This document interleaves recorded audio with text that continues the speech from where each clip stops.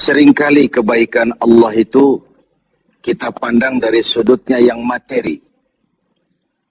Allah itu baik kalau kita punya harta yang banyak, tanah yang luas, pabrik yang di mana-mana.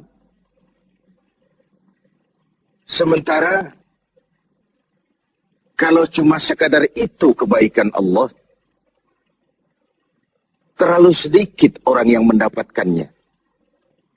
Padahal kebaikan Allah tidak pernah berhenti dan meliputi seluruh makhluk yang hidup ini. Karena itu pada kesempatan jumpa sore ini, saya ingin mengajak kita melihat kebaikan-kebaikan Allah dalam bentuk yang lain. Bahwa kita diberikan harta yang banyak, itu kebaikan Allah. Diberikan tanah yang luas, itu juga kebaikan Allah. Diberikan perusahaan, pabrik di mana-mana, itu juga kebaikan Allah. Tapi tidak terbatas kepada itu. Ada kebaikan-kebaikan yang non-materi, yang malah justru itulah esensi kebaikan itu. Mari kita renungkan sebuah hadis, di mana baginda Rasul bersabda, Arba'atun, man u'tiyahunna, faqad u'tiya khairat dunya wal akhirah. Ada 4 hal. Siapa yang oleh Allah diberikan ke-4 hal ini, sungguh dia telah diberikan kebaikan dunia dan sekaligus kebaikan akhirat. Kebaikan dunia juga kebaikan akhirat. Ini berarti belum tentu yang baik di dunia menurut kita akan berbuntut baik juga di akhirat. Tapi orang yang diberikan 4 hal ini, dia sungguh diberikan kebaikan dunia dan juga kebaikan akhirat nanti. Apa 4 perkara ini? Yang pertama, qalban syakir. Orang yang oleh Allah diberikan hati yang pandai bersyukur. Ada ungkapan, my heart is my home. Hatiku adalah rumahku. Kalau luas hati, rumah yang kecil besar rasanya. Kalau sempit hati, rumah yang besar pun kecil jadinya. Kalau hati sempit, rumah pun kecil, kiamat namanya. Orang yang hatinya pandai bersyukur, bisa mensyukuri nikmat. Dan dengan dia bersyukur, semakin bertambah nikmat itu kepadanya. Banyak orang kaya harta, tapi miskin hati. Ini gejala zaman kita sekarang. Di tengah gemerlapnya harta, dia tidak tahu mau diapakan harta yang banyak itu. Orang-orang sufi menjelaskan bahwa kaya itu ada 2 macam. Ada kaya majazi dan kaya hakiki. Yang disebut kaya majazi, kaya artifisial. Lahirnya dibaluti harta, tapi hatinya miskin. Hidupnya sudah serba ada, tapi dia masih merasa kurang. Rumahnya sudah titik air liur orang melihatnya, tapi dia masih merasa belum apa-apa. Mobilnya berdecak orang kagum melihatnya, tapi dia rasakan itu pun masih belum. Maka dia selalu miskin. Dalam sebaya cukup dia masih merasa kurang, maka hidupnya pun selalu kekurangan. Orang yang diberikan hati yang kaya, sungguh sebuah kebaikan. Hati yang kaya, hati yang luas. Kalau hati luas, tandanya 2, bisa mensyukuri nikmat dan tidak mengingkari apa yang diberikan Allah kepadanya. Tapi orang yang hatinya sempit biasanya tidak pandai mensyukuri nikmat. Dan lebih celaka lagi ini, tidak senang lihat orang lain mendapat nikmat. Orang seperti ini, ya susah gemuk. Sudah tidak bisa mensyukuri nikmat, tidak senang lihat orang lain mendapat nikmat. Tetangganya beli televisi saja, dia demam. Nanti tetangganya beli sepeda motor, dia makin gawat. Masuk rumah sakit. Di rumah sakit dengar tetangganya beli mobil, mati dia. Disiksa oleh perasaan sendiri. Begitu orang yang miskin hatinya. Orang yang diberikan hati yang pandai bersyukur, sudah diberikan kebahagiaan dunia dan kebaikan akhirat. Ini yang pertama. Yang kedua, walisanan zakira. Orang yang diberikan lidah yang pandai berzikir. Menyebut nama Allah dalam artian yang seluas-luasnya. Tasbih ya zikir, tahmid ya zikir, tahlil, ya zikir. Tapi ada fenomena lain. Melihat apapun yang mengagumkan, dia kembali kepada Sang Maha Pencipta. Itu pun zikir. Melihat semesta jagat raya, melihat bintang gemintang bertaburan di angkasa, melihat lautan luas terhampar biru membentang, melihat gunung tinggi menjulang ke angkasa, semuanya mengingatkan dia kepada Allah. Itu pun zikir. Diberikan lidah yang pandai berzikir, mengingat Allah dalam segala keadaan. Dan bukankah Islam mengajarkan seperti itu? Dari hal-hal yang paling kecil, memulai pekerjaan, bismillah. Melihat sesuatu yang hebat, Masya Allah. Melihat sesuatu yang luar biasa, subhanallah. Terkejut, astaghfirullah.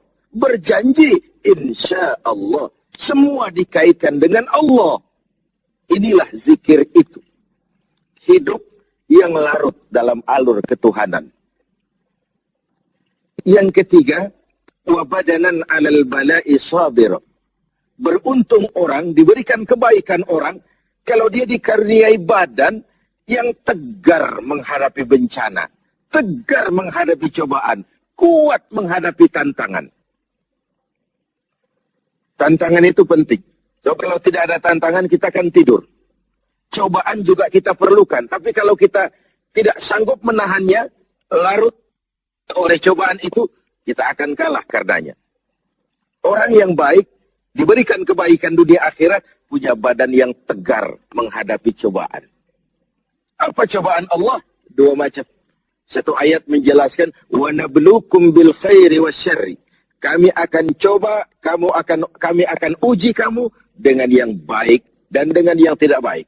Dengan yang enak dan dengan yang tidak enak. Dengan yang menyenangkan dan dengan yang tidak menyenangkan. Bukan cuma sakit cobaan itu. Sehat pun ujian. Bukan cuma miskin ujian. Kaya pun cobaan. Bukan cuma tidak punya jabatan cobaan. Naik pangkat pun ujian. Kita nih yang namanya ujian kan yang tidak enak saja. Kalau sudah sakit, ya Allah, sedang diuji. Sehat, lupa daratan. Miskin, ujian. Setelah kaya, lupa bahwa itu juga ujian. Fenomenanya apa? Banyak orang lulus ketika diuji dengan kemiskinan. Tapi gagal berantakan setelah diuji dengan kekayaan. Ketika miskin dia hamba Allah. Setelah kaya dia pindah menjadi hamba harta.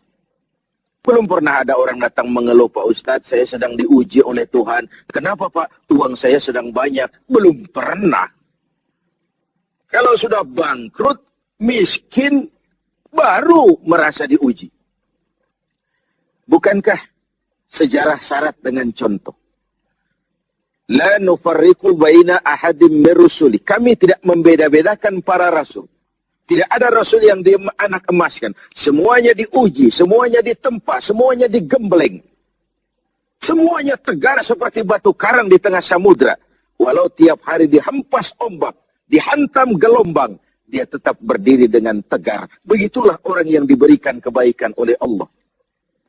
Lain dengan orang yang loyo, sedikit kena kesulitan seperti ayam sampar, kerakap tumbuh di batu, hidup segan mati pun tak mau.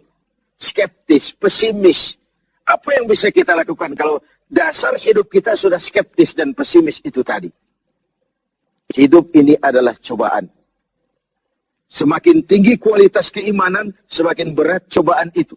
Semakin kokoh berpegang kepada agama, semakin kuat pula cobaan datang menerpa. Yang terakhir, orang yang diberikan kebaikan dunia akhirat, wa zaujatan salihatan. Diberikan istri yang salihah, pendamping. Tidak ada suami bisa sukses jadi apapun dia tanpa peran serta dan dukungan istrinya. Itu sebabnya baginda Rasul menikah dengan Sayyidatuna Khadijah. Apa yang jadi pertimbangan beliau? Mengawini seorang janda yang umurnya 15 tahun lebih tua pula dari beliau. Kalau sekadar memperturutkan hawa nafsu, mestinya tidak Khadijah yang dipilih oleh baginda Rasul.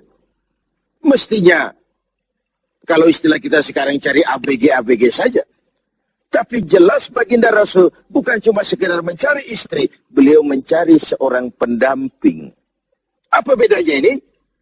Tiap perempuan bisa jadi istri, memang. Tapi tidak tiap istri bisa jadi pendamping.